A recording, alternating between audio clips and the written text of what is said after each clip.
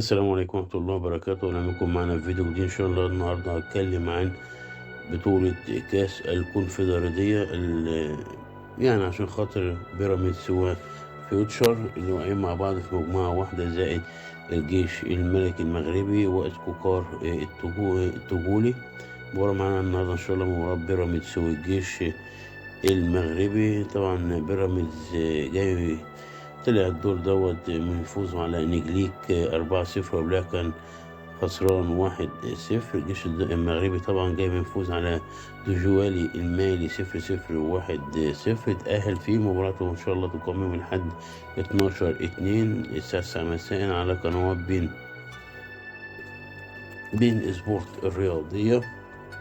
مباراة طبعا قوية، الجيش الملكي متصدر الدوري يعني هناك في المغرب، يعني بيراميدز الثالث.